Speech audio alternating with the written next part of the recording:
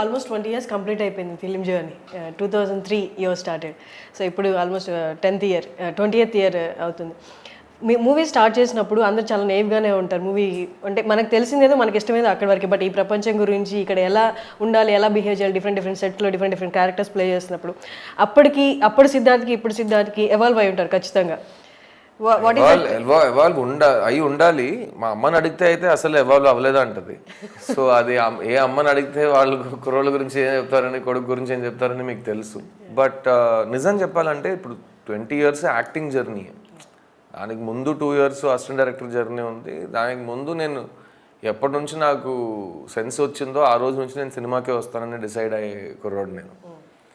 So ఇది plus పాయింట్గా చెప్పాలా నెగిటివ్ పాయింట్గా చెప్పాలా నాకు తెలియదు. కాలం చెప్తుంది కానీ వేరే వాళ్ళు చెప్పాలి.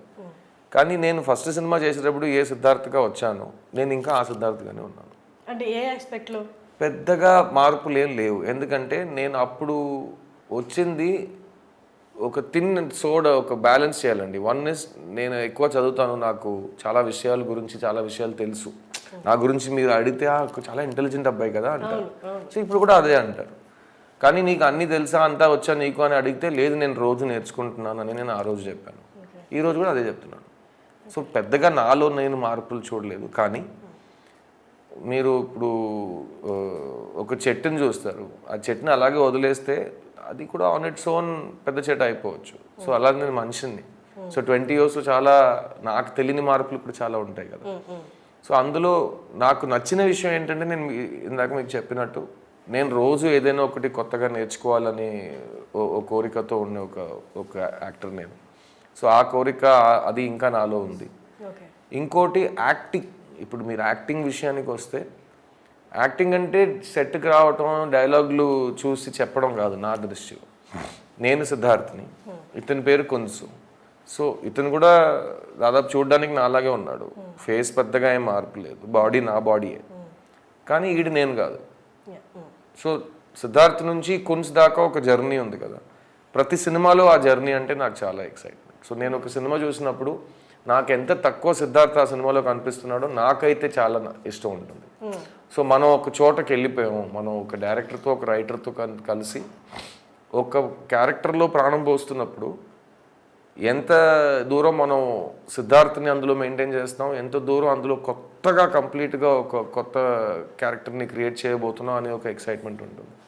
సో ఈ 20 yearsలో ఈ ప్రాసెస్ మీద నాకు కంట్రోల్ కొంచెం ఇంకా బెటర్గా వచ్చింది. బికాస్ యాజ్ అ స్టూడెంట్ నేను ప్రతిసారి ఎగ్జామ్ రాస్తున్నాను కదా. ఒక్కొక్క సినిమా ఒక ఎగ్జామ్, దానికి రిజల్ట్ వస్తుంది. ఆ రిజల్ట్ బట్టి నేను మళ్ళీ హోంవర్క్ చేసి నెక్స్ట్ టైం వేరేలా చేస్తాను. సో ఇందులో నాకు చాలా చేంజెస్ వచ్చాయి. సో నా ఫస్ట్ 5 years 6 yearsలో నా క్యారెక్టర్స్లో ఎక్కువ సిద్ధార్థ్ నాకు కనిపిస్తూనే ఉంటాడు.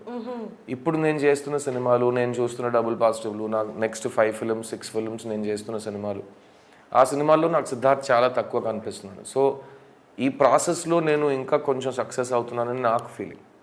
సో యాజ్ అన్ యాక్టర్ అది నాకు చాలా ఎక్సైటింగ్ అనిపిస్తుంది. సో అది తప్ప నిజంగానే ఇప్పుడు చూడ్డానికి పెద్దగా మార్పులు లేవు అప్పటి నుంచి ఇప్పటి వరకు. అది మెయిన్ టాపిక్.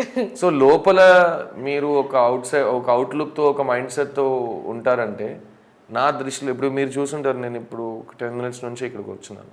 నేను ఇంకా అద్దంలో నా ఫేస్ చూసుకోలేదు. నాకు అద్దం చూసే అలవాట్లేదు. కానీ జనరల్గా యాక్టర్ అంటే అద్దం ఎక్కువ చూసుకోవాలంటారు, కానీ నేను చూసుకోను. సో నేను ఇప్పుడు మీ దృష్టిలో నేను ఎలా ఉన్నానో నాకు తెలియదు, కానీ లోపల నుంచి నేను బాగానే ఉన్నానా అని అడుగుతున్నప్పుడు బాగానే ఉంటానులే అని ఒక కాన్ఫిడెన్స్ నాకు ఉంది. సో అది నాకు ఫస్ట్ నుంచి ఇప్పటి వరకు ఉంది. సో అది రీజన్.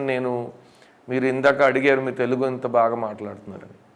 సో నువ్వు వస్తానంటే నేను వద్దంటానే సినిమా ముందు కండిషన్ పెట్టాను MS రాజు గారితో, ఈ సినిమా నేను చేస్తానండి.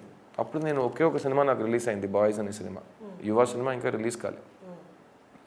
సో ఎందుకు నేను ఒక కండిషన్ పెట్టాను, సార్ నేను ఈ సినిమా చేస్తాను కానీ కాంట్రాక్ట్ పెట్టాలి, నేనే నా సొంత వాయిస్లో డబ్బింగ్ చెప్తానని. సో అప్పుడు రాజు గారు అడిగారు, బాబు నీకు తెలుగు వచ్చా అంటే, లేదు సార్ నాకు తెలుగు రాదు. ఏ కాన్ఫిడెన్స్లో నా సినిమా నువ్వు డబ్బింగ్ చేస్తావు అని అడిగారు. అది నా మీద నా కాన్ఫిడెన్స్ ఉంది సార్, నన్ను నమ్మండి అన్నాను. తర్వాత 2 weeks టైం ఇచ్చారు. 2 weeksలో నేను తెలుగు నేర్చుకుని నువ్వు వస్తానంటే వద్దంటానా సెట్కి వచ్చాను. ఆ సినిమా మొత్తం తెలుగులో డైలాగ్స్ చెప్పిన తర్వాత, ఓన్ డబ్బింగ్ చెప్పిన తర్వాత, ఆ రోజు నుంచి ఈ రోజు వరకు ఏ ఒక్క తెలుగు సినిమా నేను స్ట్రైట్గా చేసినా అందులో నా వాయిసే ఉంటుంది. తెలుగు మాత్రం కాకుండా నేను ఏ లాంగ్వేజ్లో పనిచేసినా ఎవరు నాకు ఇప్పటివరకు స్ట్రైట్ ఫిల్మ్లో డబ్బింగ్ చెప్పలేదు. సో తమిళ్, తెలుగు, మలయాళం, హిందీ, ఇంగ్లీష్ ఇంతవరకు చేసాం. నెక్స్ట్ బెంగాలీ, పంజాబీ చేసిన. ఇదే నా కండిషన్. సో ఒక పని మనం చేయబోతున్నాం అంటే నా మీద నాకు నమ్మకం ఉంది, వేరే వాళ్ళకి నా మీద నమ్మకం రావాలంటే అది కూడా బాధ్యత నేను తీసుకోవాలి. So I took that time and I learn the language and I came and I started working on the film. So ఒక ఆర్టిస్ట్ ఒక యాక్టర్ అప్రోచ్ ఉంటుంది కదా, ప్రతి యాక్టర్ది అప్రోచ్ వేరేలా ఉంటాయి. So my approach over the last 20 years కొంచెం నేను modify చేస్తూ వచ్చిన నా ఫండమెంటల్స్, ఫౌండేషన్ అంటాం కదా, అస్థివారం, అదంతా సేమ్గానే ఉన్నాయి. ఒక జాబ్ మీద రేపు నాకు ఒక రోల్ వస్తే దాన్ని నేను అప్రోచ్ అయ్యే విధానం పెద్దగా ఏ మార్పు ఉండదు. మీరు సరే